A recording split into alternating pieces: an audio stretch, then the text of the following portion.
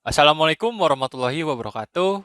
Perkenalkan, nama saya Muhammad Dafa Haji Putra dengan NPM 1906355781. Nama saya Yovani Distira Widiananto dengan NPM 19638153. Halo, perkenalkan saya Fatur Rahmani Ronsa dengan NPM 190638151.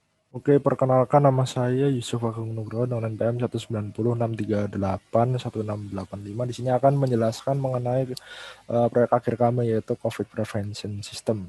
Dalam hal ini mengenai latar belakang dan cara kerja programnya begitu. Nah, untuk latar belakangnya sendiri kurang lebih ada dua secara garis besar, yaitu yang pertama pandemi COVID-19 yang sebagaimana kita ketahui makin hari makin tidak terkendali gitu ya. Terus yang kedua adalah peralatan medis yang memiliki peluang untuk diintegrasikan. Nah, dalam hal ini peralatan medis yang kita maksud adalah peralatan medis yang ada kaitannya dengan penanganan COVID-19 seperti termogan dan hand sanitizer gitu. Untuk cara kerja programnya sebagai berikut. Jadi yang pertama, program akan mendeteksi apakah hand sanitizer tersedia, dalam hal ini apakah ada isinya atau tidak. Nah, jika ternyata tidak ada isinya, maka sistem akan memberikan lokasinya lewat buzzer gitu untuk kemudian ditindaklanjutin gitu. Nah, jika sudah terisi atau memang terisi, maka program akan mengaktifkan termogan yang memang hanya aktif jika hand sanitizer tersedia. Nah, selanjutnya termogan ini akan memeriksa apakah di depannya ada orang atau tidak. Nah, jika tidak ada orang, maka dia akan stagnan di kondisi idle. Namun jika ada orang, maka dia akan memeriksa suhunya langsung dan mengecek apakah suhunya aman atau tidak aman. Nah, tidak aman di sini maksudnya adalah melewati ambang yang sudah ditetapkan gitu. Nah, jika tidak aman, maka sistem akan memberikan lokasinya lewat buzzer sama seperti prinsip kerja pada hand sanitizer tadi gitu. Nah, namun jika aman, maka hand sanitizer akan mengecek lagi nih apakah ada tangan yang terdeteksi atau tidak di dekat penyemprotannya begitu. Nah, jika terdeteksi, maka secara langsung akan mengeluarkan cairannya. Nah, setelah cairannya keluar, maka si program ini akan mendekremen sebanyak satu level dari total 7 level untuk isi dari hand sanitizer-nya. Nah, di mana jika levelnya sudah mencapai 0, maka dia secara otomatis akan menonaktifkan termogan dan menyalakan buzzer. Nah, perlu diketahui juga setiap kali penyemprotan dia akan kembali ke state ini untuk mengecek apakah hand sanitizer tersedia atau tidak begitu. Oke, sekarang saya akan menjelaskan tentang FSM dari proyek kami, yaitu bernamakan CPS atau COVID Prevention System. Jadi di sini kita memiliki blok diagram yang memiliki input-input dan output-output yang akan digunakan dalam mesin ini, dan kita akan mengamati di sini cara kerja mesin ini dengan HDL. Oke, jadi pertama kita akan memasuki stage pertama dulu, yaitu S0.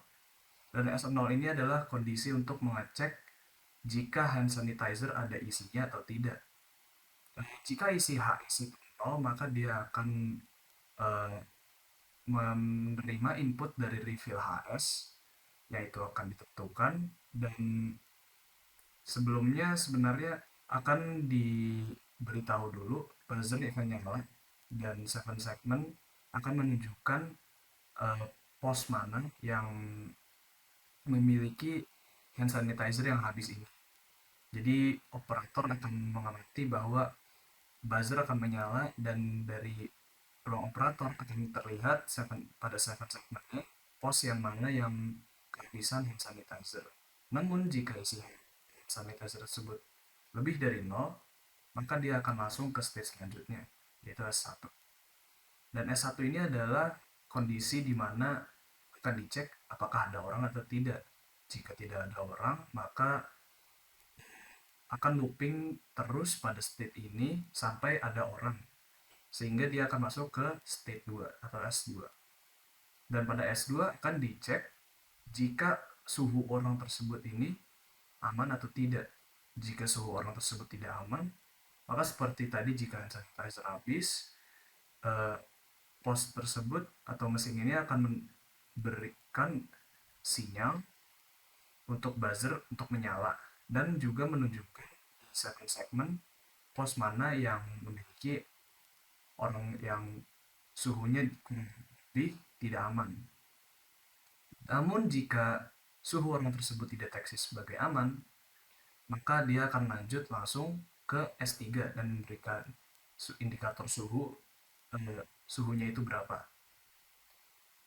Oke, langsung ke S3 berarti yaitu adalah kondisi terakhir dari mesin ini, yaitu adalah jika untuk menunggu tangan di mana akan diberikan hand sanitizer. Dia akan looping terus sampai tangan terdeteksi, tangan sama dengan 1 di dalam VHDL ini, dan dia akan memberikan hand sanitizer yang pada isi hand sanitizer ini akan dikurang 1 seperti 1 pencetan gitu, lalu dia akan kembali ke step awalnya lagi setelah itu. Oke, jadi itu saja untuk finite state machine dari Oke, jadi di sini saya akan menjelaskan main entity, di mana pada main entity ini arsitekturnya hanyalah berisikan 3 buah FSM, 2 buah encoder priority, dan 5 buah BCD itu 7 segment decoder. Nah, main entity ini merupakan gabungan, maka di dalam VHD-nya hanyalah berisikan port map, dan untuk menggabungkan masing-masing komponen yang sudah dibuat sebelumnya, yaitu FSM, priority encoder, dan BCD itu 7 segment. Jadi pada main entity ini intinya yaitu sebuah device yang di dalamnya terdapat 3 buah device yang dapat berjalan secara paralel dan masing-masingnya dapat berada di state yang berbeda-beda. Kemudian output dari main entity ini juga merupakan masing-masing output dari FSM yang telah dibuat. Dan selain itu juga terdapat 2 output yang akan menjadi input untuk 7 segment yang masing-masing menunjukkan lokasi di mana terdapat hand sanitizer yang habis dan terdapat suhu berbahaya yang akan menunjukkan angka dengan prioritas dengan lokasi 3, 2, 1. Jadi prioritasnya itu 3, 2, 1. Mungkin untuk lebih jelasnya akan dijelaskan melalui simulasi di model SIM oleh teman saya. Terima kasih. Baik, sekarang saya akan coba simulasikan bagaimana sistem ini bekerja. Selama sistem ini masih belum memiliki cairan di dalamnya, sistem ini tidak akan aktif. Ini dikarenakan tidak ada output yang bisa dikeluarkan oleh sistem ini. Sehingga kita perlu merefillnya terlebih dahulu. Lihat di sini, kita mengubahnya menjadi nilai 7 atau nilai maksimal yang bisa dimasukkan pada refill dari 0 sampai 7. Lalu bentuknya adalah sebuah trigger, sehingga setelah melakukan refill 7, kita harus mengubahnya kembali menjadi 0 untuk bisa mengaktifkan sistemnya, untuk bisa mengaktifkan termogan. Kemudian, kita lihat buzzer akan mati. Buzzer indikator hand sanitizer habis cairannya. Kemudian, sisanya pun juga berubah dari yang tadinya 0 menjadi 7. Bentuknya seperti ini dikarenakan menyesuaikan dengan angka yang akan ditampilkan pada 7 segment decoder. Oke, lalu kita buat situasi di mana A ini berhasil atau A ini mendeteksi orang tanpa gejala COVID-19. Dan itu dilakukan secara terus-menerus. Bisa kita lihat di sini, sistem akan menyalakan indikator ketika suhu aman, lalu mengeluarkan hand sanitizer di saat sudah adanya tangan di bawah hand sanitizer. Nah, bagaimana jika ada sistem yang mendeteksi orang dengan gejala COVID-19? Kita lihat A tetap berjalan pada kondisi yang sebelumnya dengan suhu aman.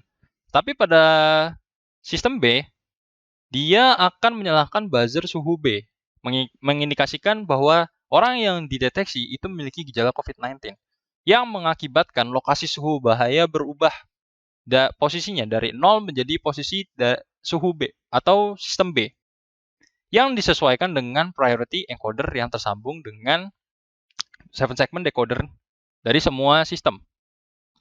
Nah, bagaimana jika terdapat 2 sistem yang mendeteksi orang dengan gejala COVID-19 secara bersamaan? Di sini kita ubah C dengan situasi tersebut.